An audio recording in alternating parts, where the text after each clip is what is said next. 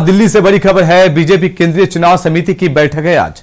बैठक में प्रधानमंत्री भी मौजूद रहेंगे। इसके साथ ही दूसरे चरण के उम्मीदवारों के नाम पर मुहर लगेगी। आपको बता दें, कुछ ही देर में बीजेपी केंद्रीय चुनाव समिति की बैठक है, जिसमें दूसरे चरण के उम्मीदवारों के नाम पर लगेगी मुहर। कुछ ही देर में होगी बीजेपी केंद्रीय चुनाव समिति की बैठक।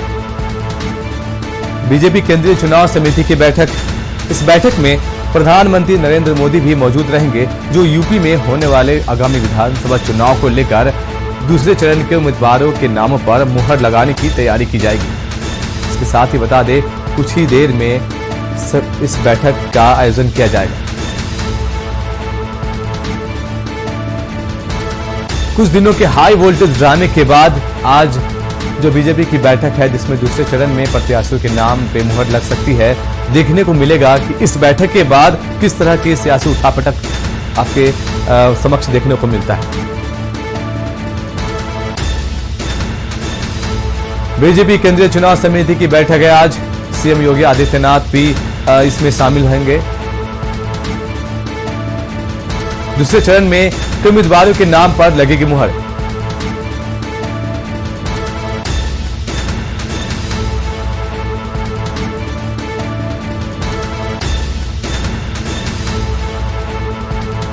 और इसी खबर पर हमारे साथ रेजिडेंट एडिटर अमित दुबे और कपिल मेडी जुड़ चुके हैं। अमित, जिस तरह से आज बैठक होनी है, बैठक में हलचल भी देखने को मिलेगा, और जिस तरह से कुछ दिनों से जो सियासी हाई वोल्टेज ड्रामा चल रहा है, आज किस तरह की कवायदें बाहर निकलकर सामने आने वाली है?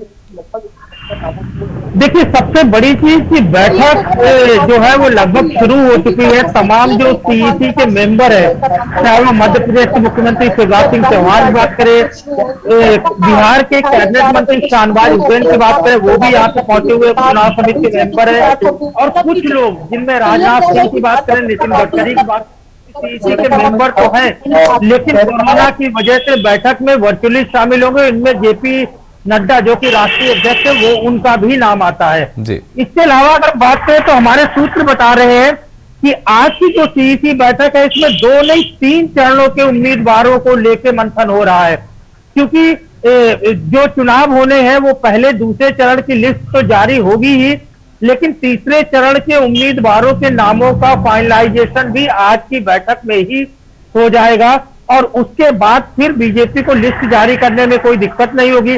आने वाले वक्त में प्रेस विज्ञप्ति के माध्यम से भी लिस्ट जारी की जा सकती है, लेकिन पहले दूसरे और तीसरे चरण के उम्मीदवारों के नाम की चर्चा।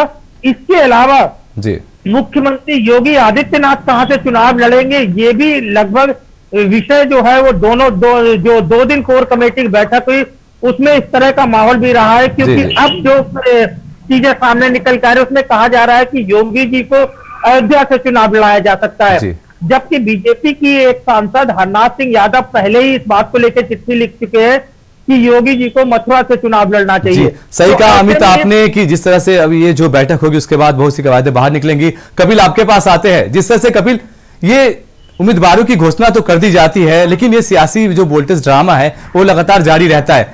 जो विधायक है, एक पार्टी से दूसरे पार्टी में जाने का सिलसिला उनका जारी रहता है। कपिल, क्या कहना चाहेंगे इस पे आप?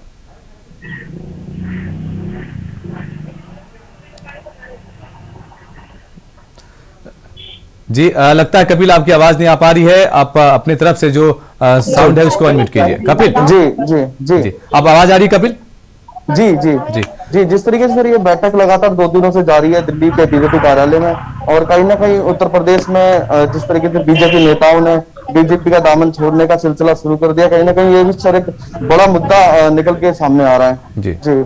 जी अमित, चलिए अमित के पास चलते हैं। अमित, जिस तरह से ये जो डैमेज हुआ है बीजेपी को, डैमेज कंट्रोल की बात भी आज की जाएगी, क्योंकि आपने कहा कि मध्य प्रदेश के मुख्यमंत्री शिवराज सिंह चौहान भी वहां पहुंचे हैं, क्योंकि स्टार प्रचारक भी है, और आज जिस तरह से मंथन किया जाएगा, उस मंथन में अमित क्या लगता है आपको, डैमेज कंट्रोल को भी रखा जाएगा? कोई दो राय नहीं है, बीजेपी लगातार प्रयास कर रही है किस तरह डैमेज। विधायक और समाजवादी पार्टी के विधायक और पूर्व विधायक जो है बीजेपी में शामिल हुए हैं। तो बीजेपी के संपर्क में भी कई सारे लोग जो है, कई सारे दलों के जो विधायक या पूर्व विधायक है वो लगातार संपर्क में है। लेकिन यहाँ पे दो चीजें जो है वो खास तौर पे चाहे वो किसी भी पार्टी के लिए हो चुनौती होती है, क्योंकि अन्य पार्टियों के जो नेता बीजेपी में आएंगे उन्हें टिकट दिया जाएगा, और ऐसे में जो कैडर पिछले 5 साल से अपनी चुनावी तैयारी कर रहा है, जो लोग अपनी रणनीति बना के बैठे उन लोगों को कहीं ना कहीं झटका लगता है और इससे पार्टी को नुकसान होने का भी चांस रहता है। ये चीज सिर्फ बीजेपी के साथ नहीं है, समाजवादी पार्टी के साथ भी ये चीज लागू होती है, क्योंकि उनका भी कई दलों के साथ गठबंधन है और ऐसे में उन प्रत्याशियों को टिकट देना यानी अपने ही प्रत्याशी को रोकना, जो कि जमीनी लेवल पे पिछले 5 साल से कार्यकर्ता मेहनत कर रहा है, टिकट की उम्मीद लगाए बैठा है, और ऐसे में किसी अन्य पार्टी को टिकट देना या अन्य उम्मीदवार को टिकट देना कार्यकर्ताओं को बहुत ज्यादा प्रभाव डालता है। और ये भी एक बड़ी चीज है, हालांकि बीजेपी लगातार। लेकिन अमित बीच में मैं आपको रोकना चाहूंगा, लेकिन अमित जिस तरह से आपने कहा कि सभी पार्टियों के लिए डैमेज कंट्रोल की बात होती है, सभी पार्टियों में डैमेज होता है, जो विधायक होते हैं या नेता होते हैं दूसरे पार्टी ज्वाइन करते हैं, लेकिन अगर हम बात करें सपा में जिस तरह से गठबंधन लगातार ताबड़तोड़ किए जा रहे हैं, कहीं उसी के लिए टिकट बंटवारे के समय पे गले की हड्डी न बन जाइए।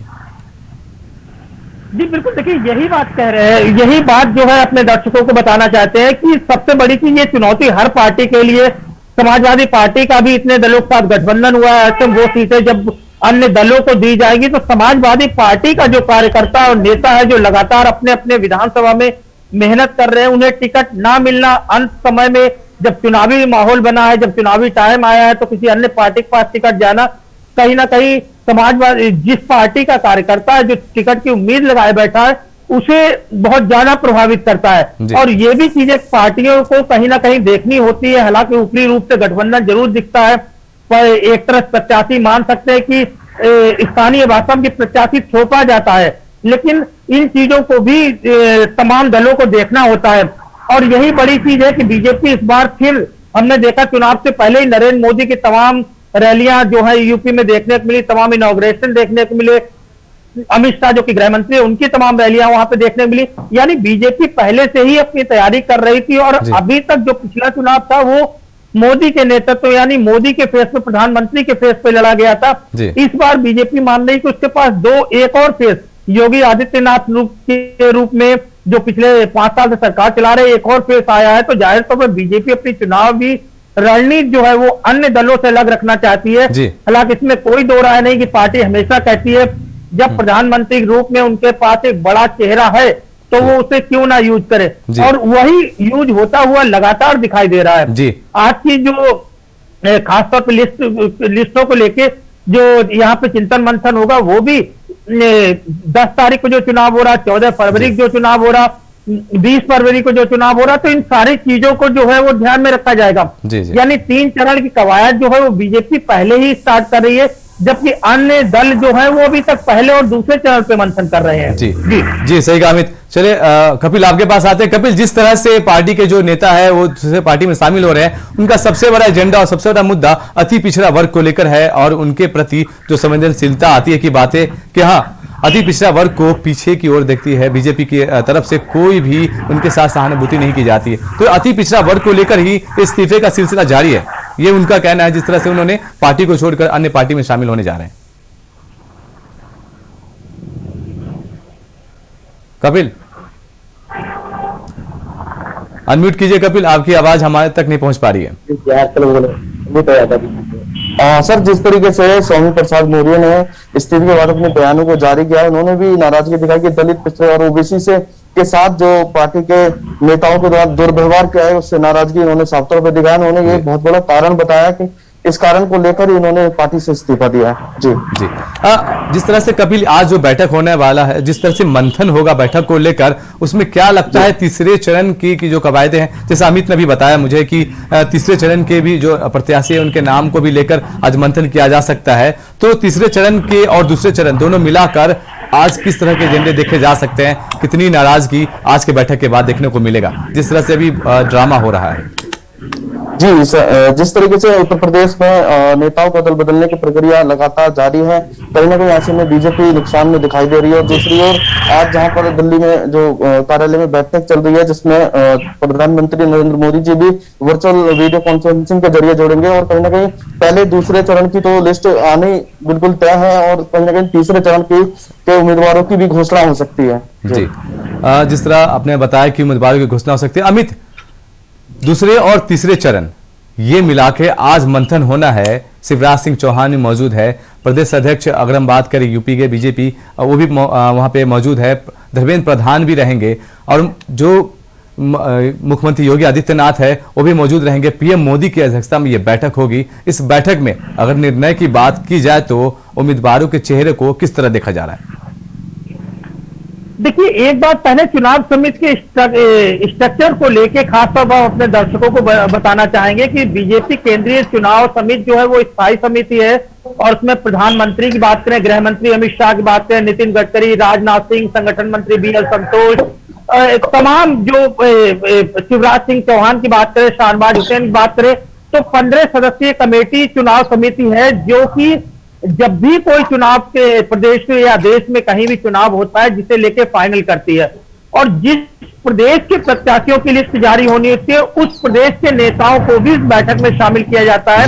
यही बड़ी वजह है, चाहे योगी आदित्यनाथ हो, स्वतंत्र देव सिंह हो, धर्मेंद्र प्रधान हो, या दोनों डिप्टी सीएम केशव प्रसाद मौर्य, दिनेश शर्मा, सुनील बंसल जो कि संगठन मंत्री, इन सबकी बात करें, ये चुनाव समिति के सदस्य नहीं है, लेकिन क्योंकि यूपी के प्रत्याशियों की लिस्ट जारी हो रही है, ये एक बड़ी वजह है जिस वजह से इन लोगों को भी इस बैठक में शामिल किया गया है।